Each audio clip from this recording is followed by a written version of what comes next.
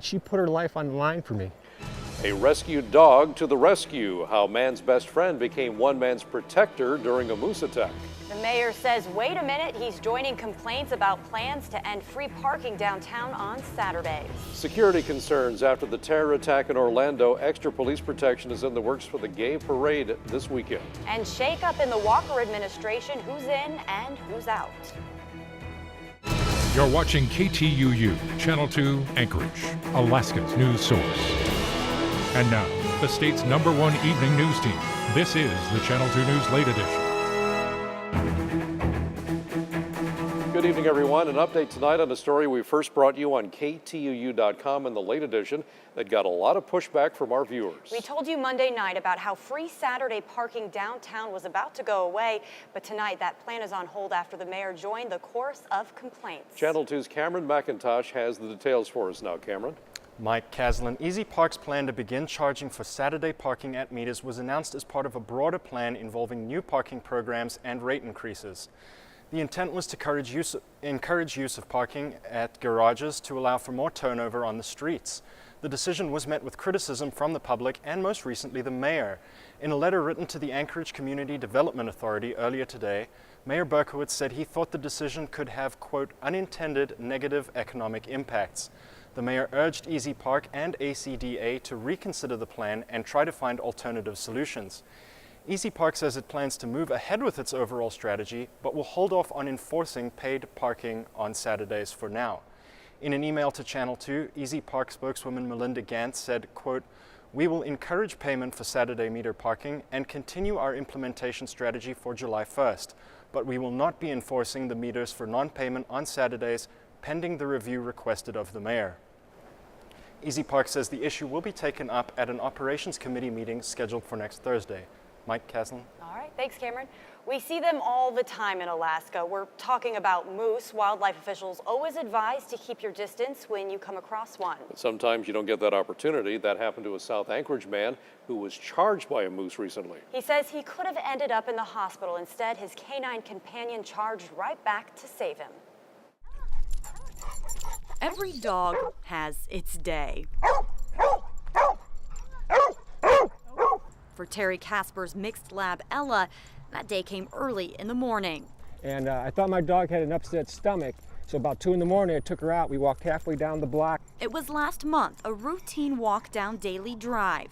And then all of a sudden you hear the crashing right behind the side of the house in those trees, and there she is, full speed. I mean, unbelievable how fast she was. When Casper came face to face with Alaska wildlife right in the middle of Ocean View. Cow moose comes snorting and spitting, the hair's standing up, and she's charging.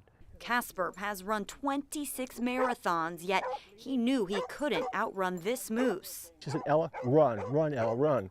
And so I started to curl up into a ball and protect my head and my insides, and I thought I was going to get pounded. But then Casper says the moose took a sudden turn. Ella refused to leave her owner's side. Here, this moose is like within 10 yards of me, and all of a sudden I lost track of where she was. I said, she's out of the danger zone. She came back, charged that moose, came along that fence, chasing that moose. That moose is going full speed along that fence. Giving a whole new meaning to man's best friend. But some saying that's a devoted dog, and like who would have thought an animal shelter dog 20 months ago would put her life on the line for me.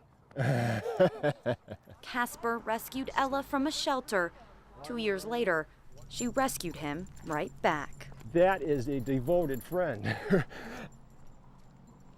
Casper just completed the mayor's marathon this past weekend. He says he wouldn't have been able to run if he got attacked by the moose. So now he calls his dog Coach Ella because she kept him in the game. What a great story. I know. Well, this weekend, thousands of people are expected to visit the downtown park strip here in Anchorage to attend the annual Pride Festival and the Quality Parade before it. Following the mass shooting in Orlando this year, local law enforcement expects the crowds to be even bigger than in years past, prompting an even larger police presence. Channel 2's Dan Carpenter tells us more about Pride Festival plans for this coming Saturday. Dan? Expecting any issues at this year's festival, but it will be beefing up staff for a parade meant to celebrate the LGBT movement here in Alaska. It's a colorful Pride Week event held every year. My name's Daphne, do all the chores. This is my 15th year of doing Drag Queen Bingo. I love Drag Queen Bingo. Daphne isn't the only one. The same as everybody else, and we're here to have fun and show everybody it's okay. This fundraiser for LGBT advocacy nonprofit Identity is just one event leading up to this weekend's Equality Parade and Pride Festival. This year's parade is expected to include more than 500, and the Pride Festival more than 10,000. Following the mass shooting at a gay nightclub in Orlando, Anchorage police say there is increased attention on this year's events, and it will have a larger presence at this year's parade. Also, we received a call from our friends at the federal agencies with the 3 initials, and they said, if you need anything, we are here to make sure that everything is safe and that you're all taken care of. The conservative Alaska Family Action was against equal protections under city code for the LGBT community, but is gratified free speech is being exercised this weekend. I'm just really feeling privileged at this time that we live in a country that still can celebrate a plurality of views. And, I of course hope for the safest and best for the fair goers or for the Pride Fest goers this weekend. Can't we all just get along? Isn't that right? My name's Daphne, do all the chores. Sit down. Let's play some bingo! A weekend supported by local law enforcement and thousands of Alaskans. I think it's great. I think it shows a lot of love here in the community, in spite of what happened in Orlando. A diverse community coming together for Pride Week, ready for a big celebration this weekend with extra law enforcement on hand. Pride Week events continue Friday with a scholarship celebration and diva variety show. The Equality Parade begins at 11 a.m. Saturday at 9th and F Street, followed by the Pride Festival at noon on the Park Strip. All right, thanks, Dan. 2 major resignations in the Bill Walker administration mean a shakeup in an already challenging time. 2 power outages are being planned for Girdwood in the next year for maintenance to the Chugach Electric substation. Chugach Electric officials say crews will be replacing the enclosure that houses substation controls located in the Girdwood Old Town site behind the Tesoro Mall. First outage is scheduled to last 8 hours, beginning at 11 p.m. next Tuesday, June 28th, and ending by 7 a.m. on June 29th. Chugach Electric officials say 1 or 2 more outages will be necessary to safely complete that project. Those outages will be scheduled later in the year, according to input from Girdwood community members. And a bit of an outage when it came to sunshine today. I know we had a little bit of rain, some clouds. Jackie's in the Weather Center with an update on the weather. Hey, Jackie. That's what, that you said it, Jasmine. Clouds, showers, even a brief glimpse of sunshine. Thursday was a day of changing. You pay attention, Jackie. You do. You guys get an A. Okay. We did have that changing weather. And we're in the clouds now, and you can see a current picture, that is, of as a temperature. It'll pop up here. A little carnival in Midtown. 63 degrees from the airport with winds out of the southeast. It has been a bit breezy here around town, and barometric pressure is steady. The band of rain that moved across Anchorage is now pushing past Prince William Sound to the east, and it's still raining in the northern Susitna and Matanuska valleys. We'll see a shower break here over the next several hours, but it's not quite over yet. We'll have more coming up a little later in weather. All right. Thanks, Jackie. Up next on the late edition, a Supreme Court roadblock to the president's immigration plan. What happened today that could put millions of people at risk of deportation. And history being made in Great Britain tonight, the latest on the vote that's sending shockwaves around the world. Now, Channel 2 weather with meteorologist Jackie Purcell. It's an important night in Wainwright. It is a whaling feast, and they're celebrating the spring take of whales. And you can see some of the community gathered out there and enjoying it. If I said they're going to party till the sun goes down. It'd be a long party. It'd be a very long party, wouldn't it? But I'm like sure November, right? Yeah, they're celebrating nonetheless. Simon Govluck, thanks for sending that into WeatherPix at KTUU.com. Well, we have had a change in our weather, showers, cloud cover, and we even saw a brief sunny break into the evening hours, but this is the trend that we'll be seeing over the next 5 to 7 days. Our temperatures are a bit cooler with the less sunshine coming our way, even though it did start out sunny. Those clouds quickly moved in, 60s across the metro area, but down to 59 around Bird Point. While we can still see those areas of low pressure that are changing the weather pattern, at least for the south central area, clouds and showers sticking around the southwest coast, a lot of that cloud cover migrating into the interior, that ridge of high pressure being pushed on. 3-day to 7-day forecast calls for clouds and showers. You know what? But we've had such a great run of sunshine that things, they get a little parched. So it'll be a good kind of soaker, or at least a mister out there for us for the next several days. Keep that fire danger down too. It's always a plus. That's prime because we don't need that. you want to be able to camp enjoyably. Exactly. Absolutely. Thanks, Jackie. Still ahead, breaking out the big guns at J-Bear. Troops from the Spartan Brigade train on a gun new to J-Bear. That story just ahead.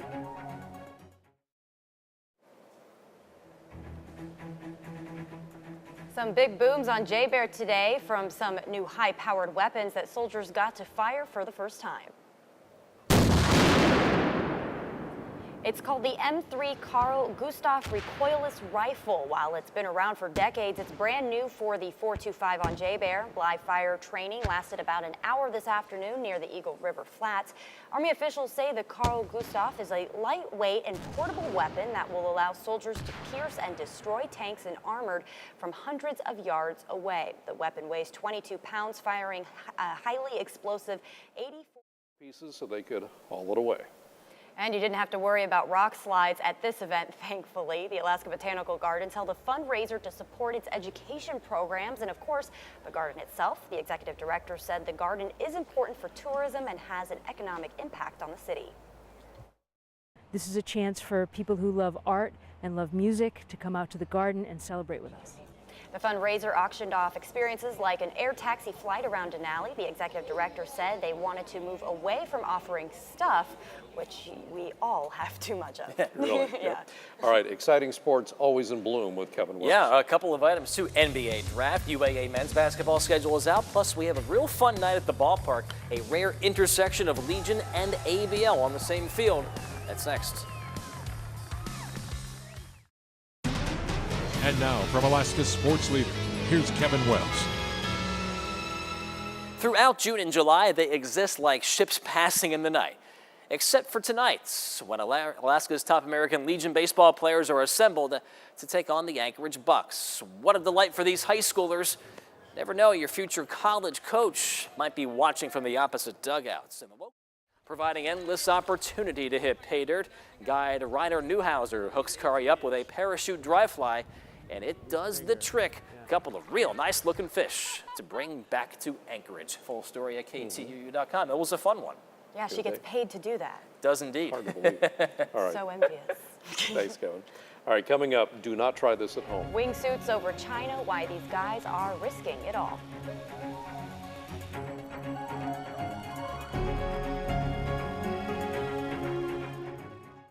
Finally tonight on the late edition, a death-defying flying performance thrilled crowds during the two-day 2016 Wings for Love wingsuit flying contest in central China.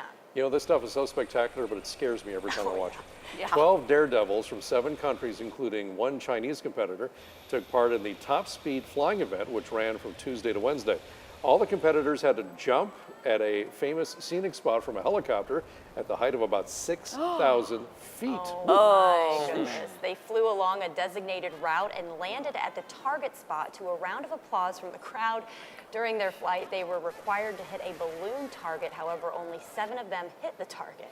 The competitors who hit the balloon target were entitled to reach the final contest. They got to do this again, which will be held in southwest China. Oh my gosh. They should leave this to the flying squirrels. They're Yeah, equipped. exactly. I mean, you make one little false thing and whoa. You only have to, fall to your death, kind of, and then you have to land on like a small little target. That's really tough. Oh my gosh. Yeah. Okay, so can you top that? Not really. Okay. That's hard to top. I know, you can go to bed now, I guess. Here's a look at your 7-day forecast. Clouds and showers will be sticking with us as we end the work week, go through the weekend, and really stick around into next week. Daytime highs will stay into the 60s, but come down a bit as we head into the weekend. All in all, we do need the rain. As Mike pointed out, it lessens the fire danger, and it keeps us all on the green side of summer. Yep. Yeah, and those low cloud decks, it keeps the guys in the flying suits from buzzing your house. Yeah, exactly. That All is right. scary stuff. Good night, everybody. See you Have a good night, everyone.